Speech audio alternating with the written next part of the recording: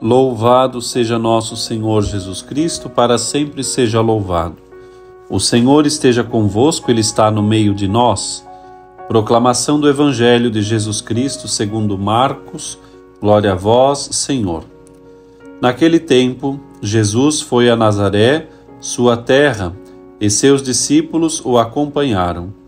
Quando chegou o sábado, começou a ensinar na sinagoga. Muitos que o escutavam ficavam admirados e diziam: de onde recebeu ele tudo isso? Como conseguiu tanta sabedoria? E esses grandes milagres que são realizados por suas mãos? Este homem não é o carpinteiro, filho de Maria e irmão de Tiago, de José, de Judas e de Simão? Suas irmãs não moram aqui conosco?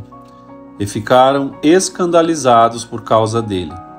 Jesus lhes dizia: um profeta só não é estimado em sua pátria, entre seus parentes e familiares. E ali não pôde fazer milagre algum. Apenas curou alguns doentes impondo-lhes as mãos. E admirou-se com a falta de fé deles.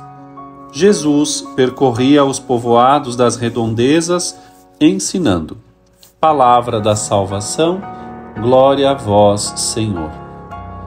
Meu irmão, minha irmã, com este Evangelho de Marcos, no capítulo 6, versículos de 1 a 6, temos a oportunidade de meditar especialmente na natureza de nosso Senhor, na sua natureza humana, perfeito homem e perfeito Deus.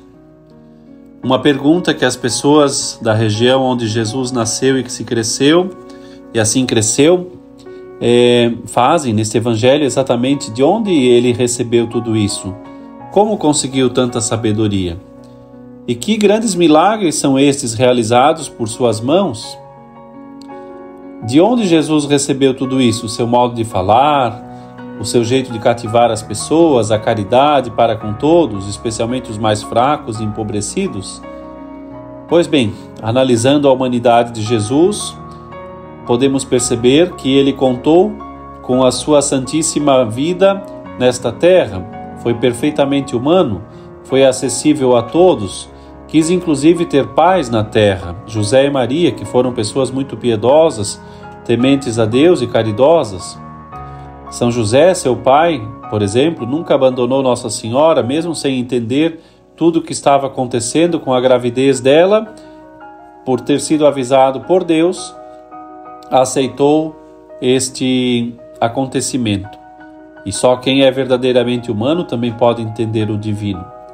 Maria Santíssima, por exemplo, quando soube da gravidez da sua prima Santa Isabel, não pensou em ser homenageada porque estava também grávida e grávida do Salvador, mas pensou logo em ir ajudá-la, e por ser movida deste modo por uma caridade divina, e esta caridade só é possível porque ela é perfeitamente humana.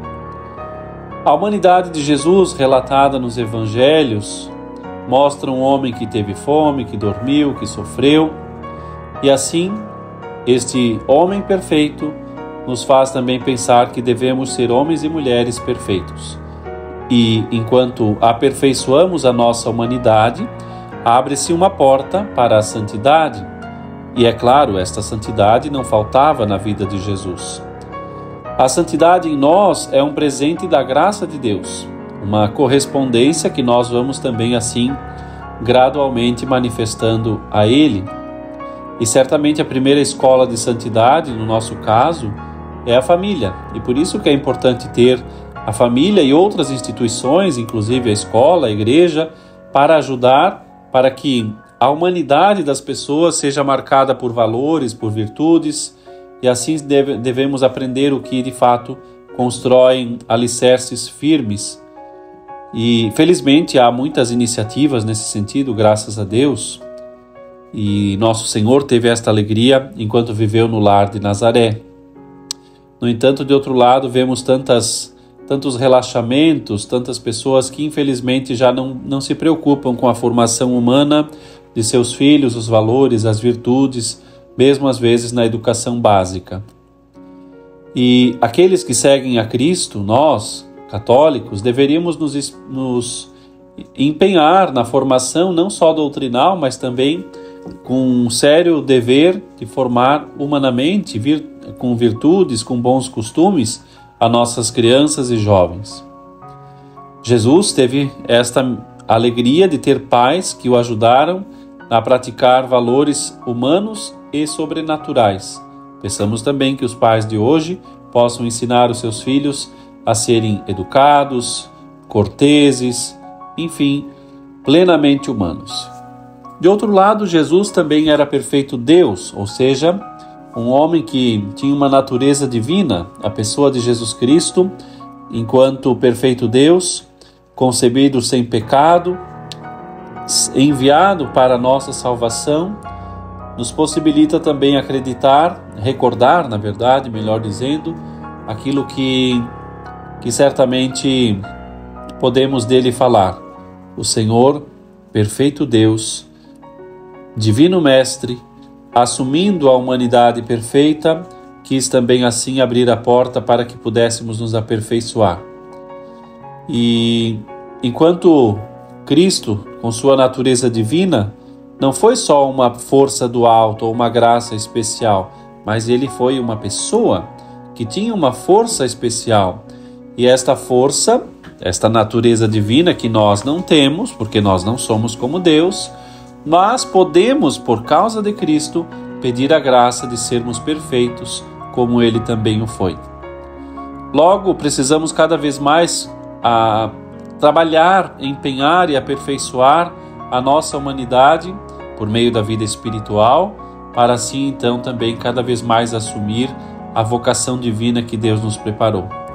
Nós não podemos, não tem cabimento para nós acharmos que não há mais chance, que já chegamos num nível de excelência ou coisa do tipo. Não. Jesus, perfeito Deus e perfeito homem, veio a esta terra para também nos ensinar que é por meio do esforço da nossa evolução enquanto natureza humana que podemos realmente sermos capazes de Deus. E esta é uma afirmação de Santo Tomás de Aquino, que diz que a graça supõe a natureza e não só isso, também aperfeiçoa a natureza.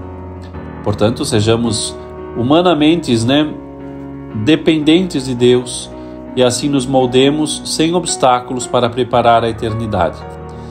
Por fim, uma palavra ainda aos milagres de Jesus. Aqui mostra a sua força, a sua divindade. Não foram truques de magia ou, enfim, apenas sinais sobrenaturais de qualquer espécie. Não. Nosso Senhor, pela fé que nós cremos, realmente fez e continua a fazer grandíssimos bens.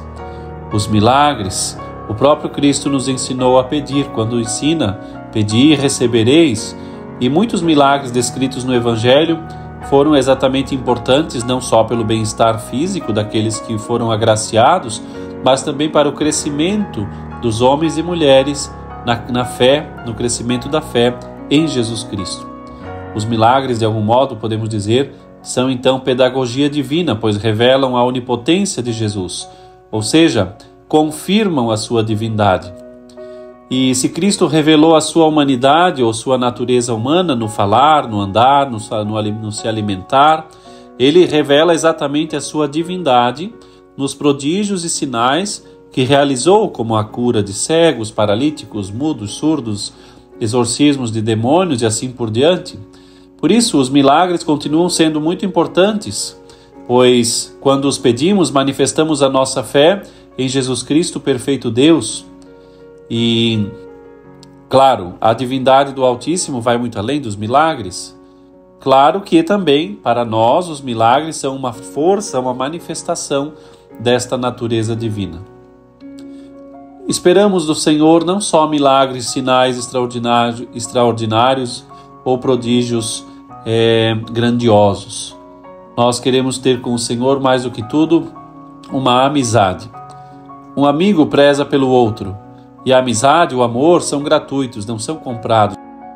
Por isso, se a amizade não se compra, é adquirida, também devemos então estreitar a nossa amizade com Jesus, a quem com certeza podemos empenhar todo o nosso coração.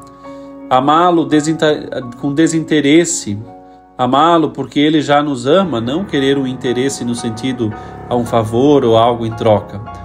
Deus nos ama sem esperar nada em troca. E se os milagres acontecem, amemos ainda mais a Deus. E se demoram a acontecer, amemos a nosso Senhor igualmente. E que a Virgem Maria, a Santíssima Mãe de Deus, nos ajude a termos uma fé e um amor verdadeiramente a seu Filho Jesus, e que o nosso único interesse seja servi-lo com alegria. Que Deus nos ajude e que a sua graça nunca falte sobre nós. Deus te abençoe.